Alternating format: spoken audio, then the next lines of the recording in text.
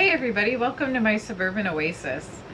My name's Soleil and I garden in mid-Michigan in a zone 5B, and it's so cold right now. It is like -1 degrees outside, and I think it feels like even colder than that. So we're inside today and I'm doing a little bit of transplanting some things, taking some of my propagations out to check on them, and then I'm also going to be planting some seeds and starting a little bit of talking about tips on how you can do well to plant your seedlings, what you'll need, and some ideas about how to get going. Well, thanks for joining me today, and I think we're going to start with the propagations because I really want to get those potted up and checking on them. So the first thing that I have is I've been propagating some heartleaf philodendron. So these are really cute plant. These are some propagations that I did earlier, but I also have some additional ones. So I'd like to show you those and show you how I did that. And then we'll get them all potted up together. I think they're actually all going to fit in the same pot because the ones that I have getting ready to plant are also fairly small. So this is just a small Tupperware container that I got. I think it's from Noodles and Company or something like that, where we got takeout and then it was left over.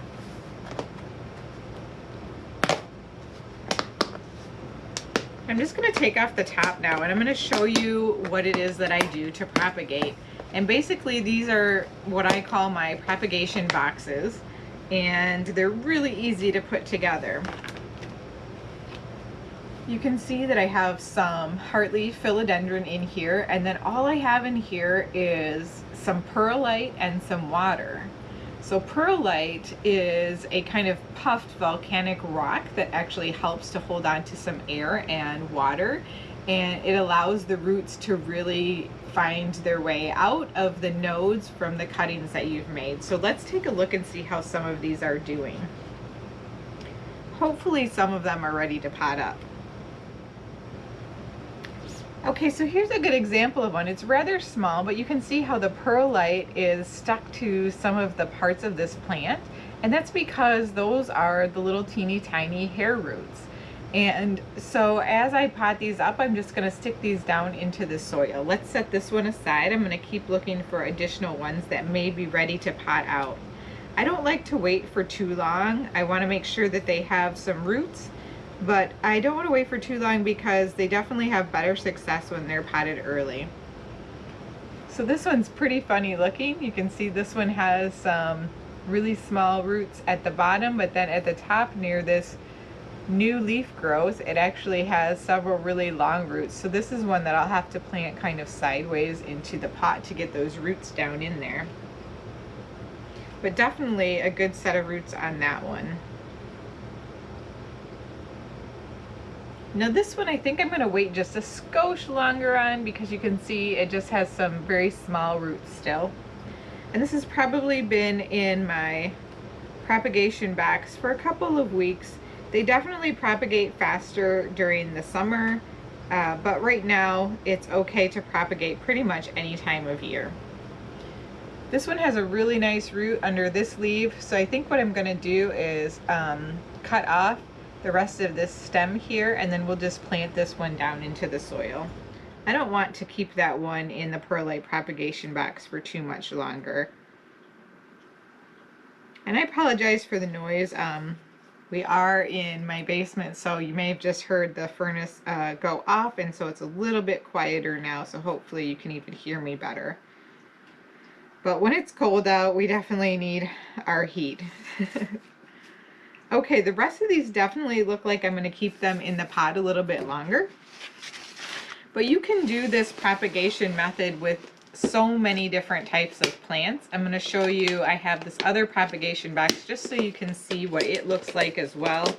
This is, looks like we got some small Madeleines from Costco, and I have filled this up with perlite, and you can see in here I have some different types of pothos, some marble queen, I have some Hoya carnosa compactas that are in there. I have just recently put in there some of the philodendron, the velvet leaf ones. These are the micans. And you just want to make sure that these aerial roots that you see poking out are buried into that perlite. And you want to make sure that there isn't any standing water in the bottom of your perlite box, but you definitely want to make sure that it's moist enough so that when you cover it up and you let it sit, you can see some nice condensation on top. So you'll see there's some drips and drops, and then make sure that it's sitting in a location where it can get some light. It also needs to be pretty warm, so you don't want to have it in too cold of a spot because that really aids in the root development. Alright, so what I'm going to do right now is just pop this little guy out and try to add in these new cuttings. I actually think I might have some room on the side for these. So I'm just scooping out some of the soil on the side and moving it to the side so that I can stick them in.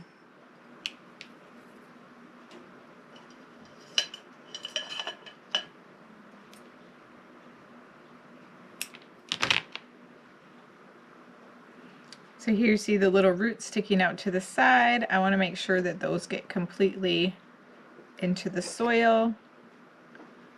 And I'm going to cover them up. And I'm probably going to need a little bit more soil than what is actually in this pot right now. But hopefully you can see there's the really small plant. And it will take some time for these to grow on. They're just little babies. But you can actually just leave the perlite on the roots if it's there. It won't hurt anything. It will just help to keep with the drainage in the soil. So I'm going to top that up just a little bit to add some soil after we get these in.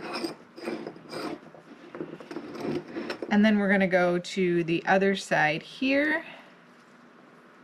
And I'm going to pull back the soil just enough to get this one down in here and cover it in.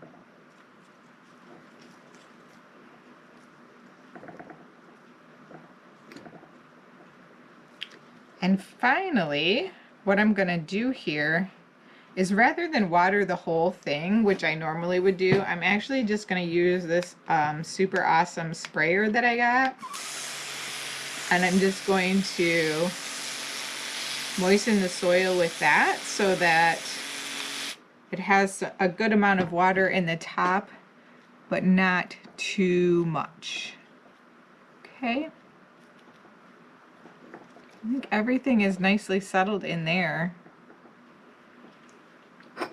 And that helps get out any of the air pockets as well. So I think that looks really cute. Can't wait to see the additional leafing out on this one. Okay, so with that back on the plant shelf, I'm just going to go ahead and cover these back up and let these additional ones root out a little bit longer.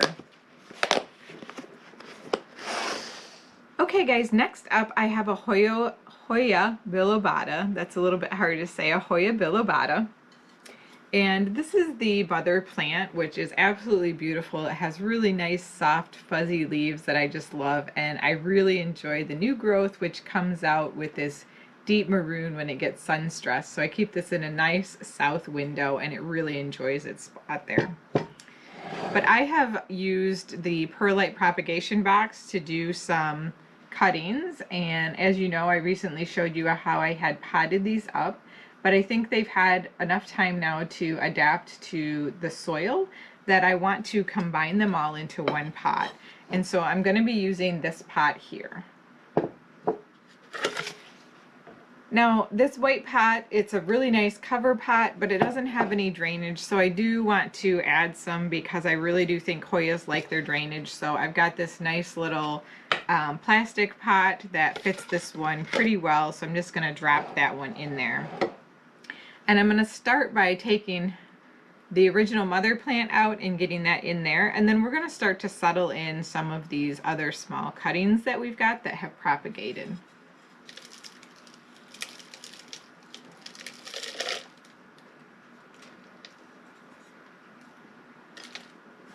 I really should have my potting tray out, you guys. I don't know why I haven't done that. Let me grab that really quick so I don't make a giant mess here. Okay, let's try this again now that I'm properly prepared with a potting tray here. So I am going to be using a little bit of my Fox Farm Ocean Forest potting mix here with a little bit of perlite added into it, just to provide a little bit of a base in the bottom here. Because this pot is bigger, the roots will eventually begin to go down, but the roots on Propagations when they're first made are rather small.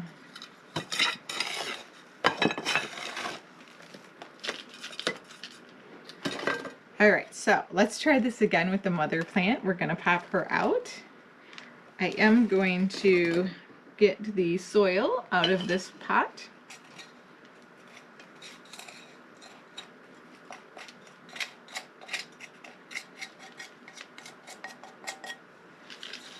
These definitely have shorter roots than some other plants, so it's not necessary to have a super deep bowl. As you can see, this is about the depth that they've reached so far. I'm just going to pot those in there.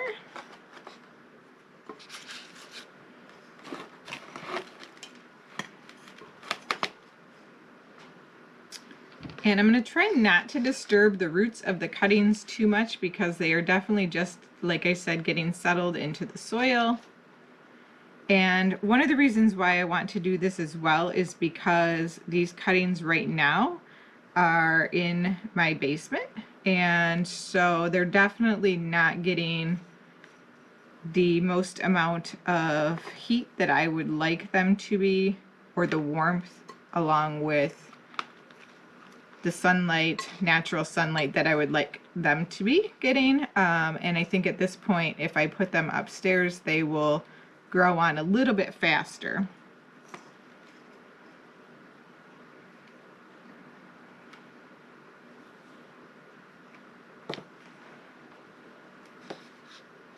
So I'm just going to put these all around the outside of the current plant because I feel like that's going to create a really nice bushy kind of effect here in a fuller plant than I currently have. And that was the whole purpose of me taking these plant cuttings in the first place.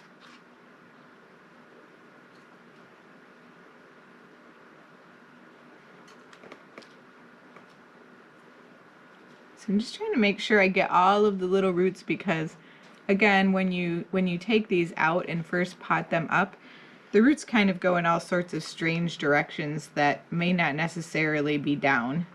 Sometimes they go a little bit sideways, and it's important to make sure that they get all the way buried and that they have really good contact with the soil.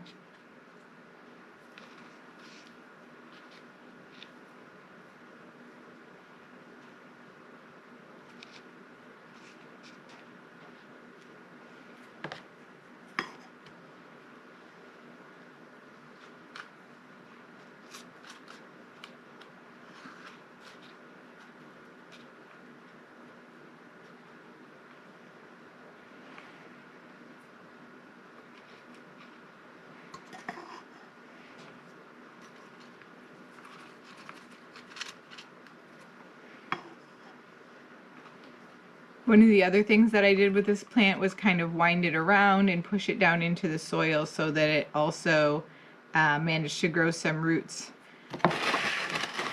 of its own while potted, and that's another way to make it bushier so that it gets additional roots and can grow out. I hope that makes sense. It's kind of hard to explain, but really, you know, when you get the roots or a node close to the soil, a plant can actually propagate itself. It's similar to outdoor gardening where you do something like pinning a small branch of a bush down to the ground, and it actually will end up taking root for you, and then you can separate it from the mother plant and create its own bush.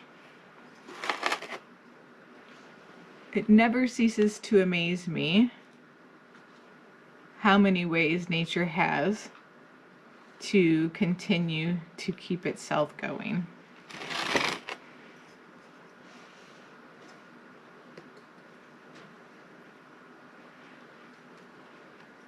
All right, one last one to get down in over here.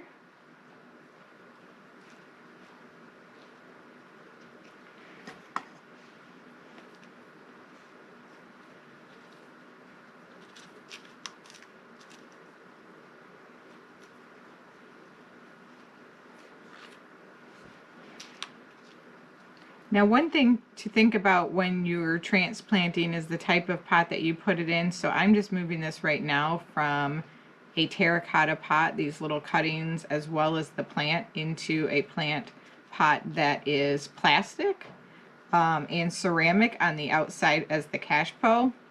So what that means is that it actually will hold water more than it did before. And I know this doesn't look amazing right now, but it's really going to be great in about a few months. We'll definitely start to see some really new growth, and it will bush out so that the whole pot inside is full. So I'm excited about that.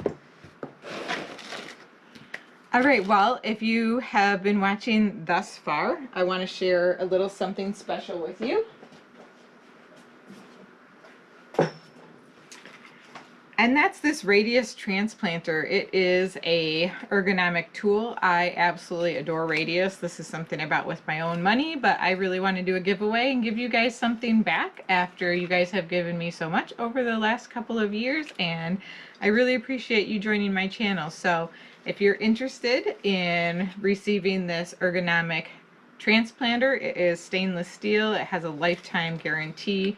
These are amazing. I have one of these. I love it, love it, love it. It's super long, it has a fantastic grip handle, and it's just, I mean, what can I say, right? You can't go wrong with an amazing trowel. And this one, because of the narrowness of the depth and how far you can get it down in the soil, it's fantastic. So if you're interested in this, feel free to put a comment down below and let me know what it is that you guys are working on right now, whether it's inside or outside. And I will be choosing a random person from the comments to win this, and I will announce it in my next video. All right, well, on to the next part. Okay, one of my viewers, I think it was Margie, who watches this channel pretty regularly, suggested that I take some seeds from Hakonechloa grass. And so this is that, and I will put a picture up so that you can see what that grass looks like, because it is super gorgeous. I love it not only in the summer but also in the fall and the winter. It is absolutely beautiful. So it definitely gives 3-season interest. And so she suggested I collect this seed and try planting it out and see if it germinates. So we're going to do just that. So I collected just these seeds right here. And the first thing I need to do is kind of break it up and see if I can separate out the seeds. So let's see if we can do that. They're definitely falling off really easily from this. So I brought these in about a month ago, and they have been downstairs making sure that they're nice and dry. And I have no idea if there's a shell around these seeds or not.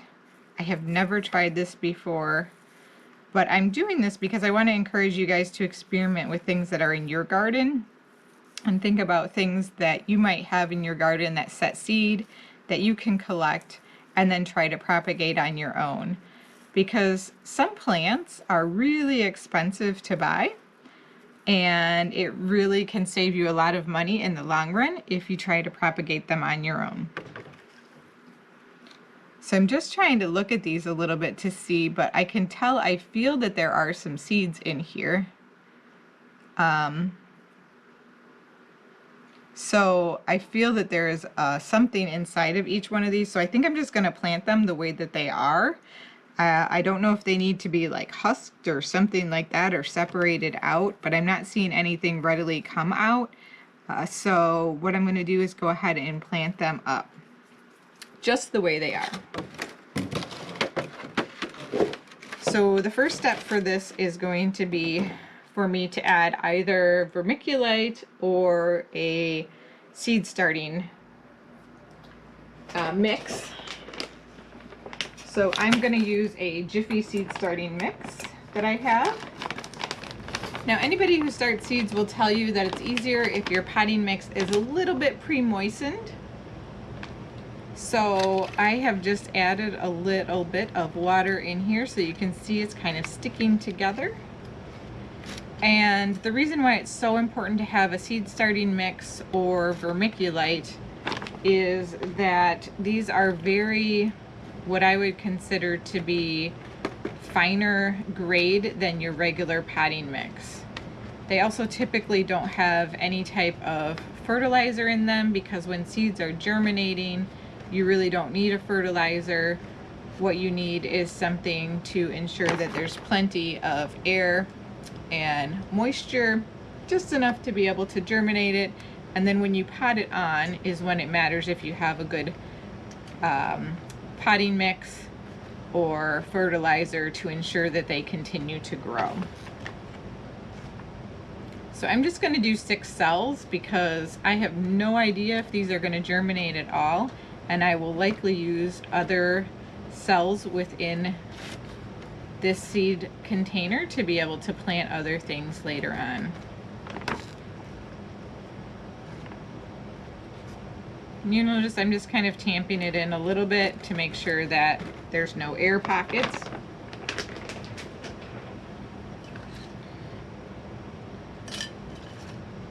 Now when I bought these seed starting mixes, they came with these little dibblers, which are pretty awesome because you can create little holes.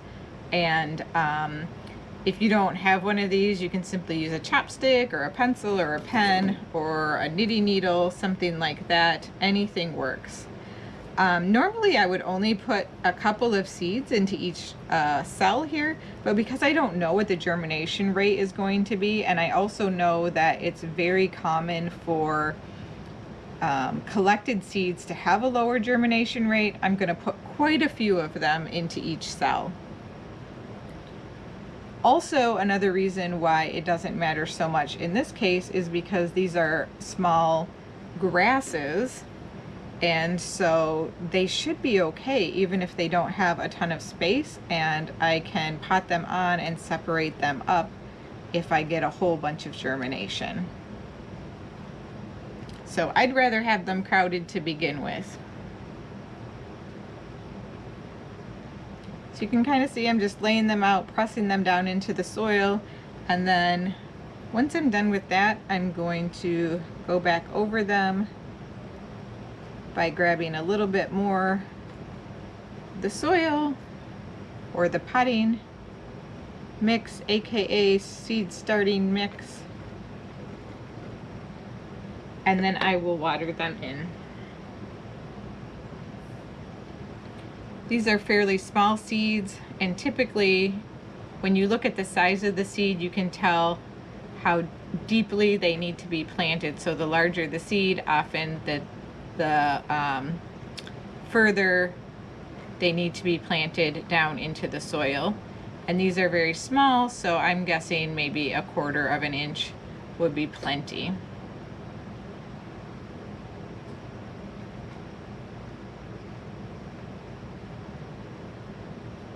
It's fun to try these kind of things when you have a crop that you don't really have a super emotional attachment to, because then if they don't come out, it's okay and it doesn't really matter. You've just tried.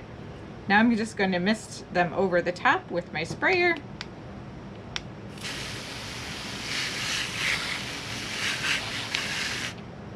And I don't want to get them too wet, so that will do for me for now. And then I'm going to cover them with my seed tray cover. So this was just a kit that I got off of Amazon. Now once the seeds are in, I am going to utilize a heating tray, a heating mat, and just put that underneath of that and plug it in. And I have it on a timer, so it will heat them for a little bit, but then I'll make sure to take the heating mat and turn it off once they germinate, because it's no longer necessary. And at that point as well, once they pop up and you start to see some of those real leaves come out, not just the first 2 kind of fake seed leads or the cotyledons, then you want to take the cover off of your tray as well, so that they can begin to grow outside of the humidity dome. But this is really helpful to have the dome on, especially if you have a very dry area and maybe you don't have a humidifier or you have indoor heating running.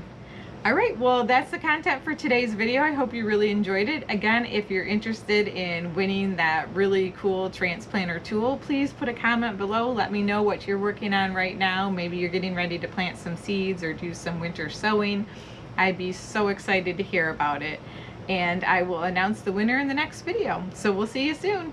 Bye, guys.